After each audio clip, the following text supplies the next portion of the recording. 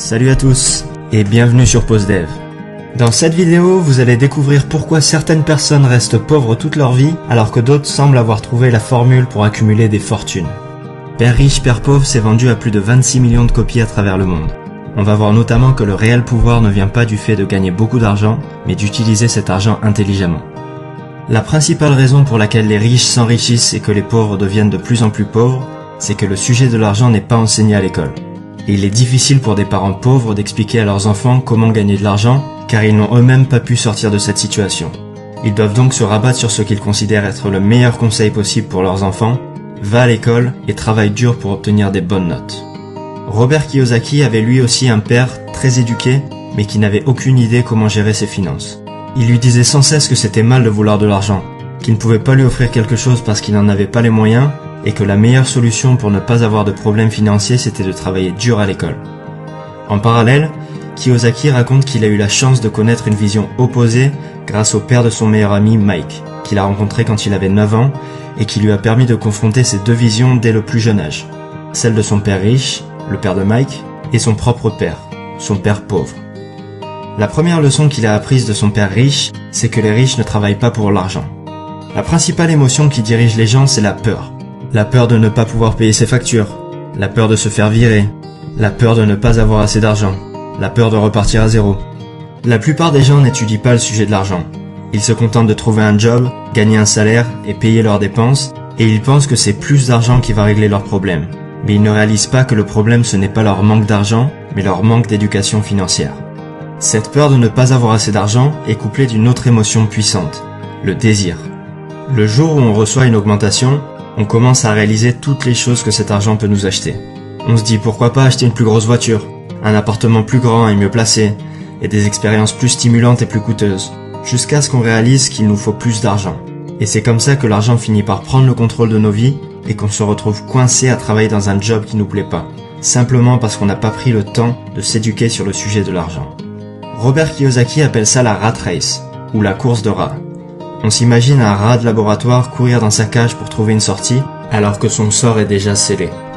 La première clé consiste à réaliser qu'on ne peut pas se contenter de tirer 100% de nos revenus de notre travail salarié, pour ne pas se retrouver coincé dans la course de rats.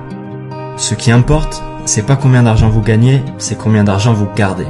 On a tous entendu parler de ces gagnants du loto qui passent d'un seul coup de 0 à 10 millions sur leur compte en banque pour finir fauchés dans l'année, ou des anciens joueurs de foot qui gagnent des millions à 20 ans, mais qui font la queue chez Pôle emploi 10 ans plus tard.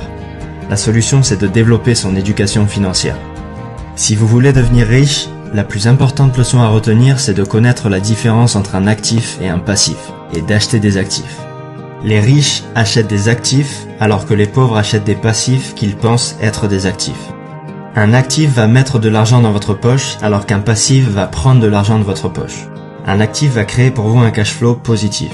Si par exemple vous avez publié un livre ou un e-book de qualité pour un prix de 10 €, chaque vente créera pour vous une rentrée d'argent, ce qu'on appelle un cash flow positif de 10 €. Toute chose qui génère un cash flow positif est un actif. Si cet actif ne requiert pas ou très peu de votre temps, on parle d'un revenu passif, contrairement à un revenu actif comme un salaire pour un job qui nécessite votre présence. Si au contraire vous avez un abonnement de cinéma qui vous coûte 40 € par mois, cet abonnement génère un cash flow négatif de 40 € tous les mois. C'est un passif. Notez que c'est le caractère répétitif qui nous intéresse ici. Chaque vente de l'e-book va créer une rentrée d'argent et chaque mois d'abonnement va entraîner une sortie d'argent. Si on analyse comment une personne gère son cash flow, on peut rapidement dire si cette personne est éduquée financièrement et prédire son avenir financier. Ce qui manque dans l'éducation financière des pauvres, c'est pas comment gagner de l'argent mais comment gérer son argent. La plupart du temps, plus d'argent ne règle pas les problèmes d'argent. Pour rendre ça un peu plus concret, laissez-moi vous donner un exemple en imaginant le bilan financier de père riche et celui de père pauvre à leur sortie d'école. Père pauvre gagne tous les mois 1500 € grâce à son travail. Ces 1500 € servent à payer sa voiture, son loyer, ses repas et lui laissent un surplus de 200 € pour financer ses sorties du week-end et s'acheter des abonnements de télévision et le dernier iPhone. Son bilan financier ressemble donc à ça.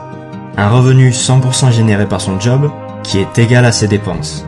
Une quantité de passifs qui s'accumule et des actifs inexistants. Il emboutit sa voiture et doit donc s'endetter pour financer les réparations, car il n'a pas d'argent de côté. La seule solution pour sortir de cette situation est de négocier une augmentation ou commencer un petit boulot à côté pour arrondir ses fins de mois. Père riche gagne lui aussi 1500 € par mois.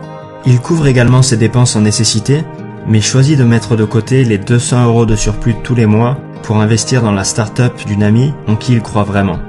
2 ans plus tard, la start-up de son ami est enfin profitable et lui rapporte 500 € tous les mois, auquel s'ajoute l'argent qu'il gagne grâce à l'e-book qu'il a écrit sur sa passion, le trail en haute montagne, qui lui crée également un revenu secondaire.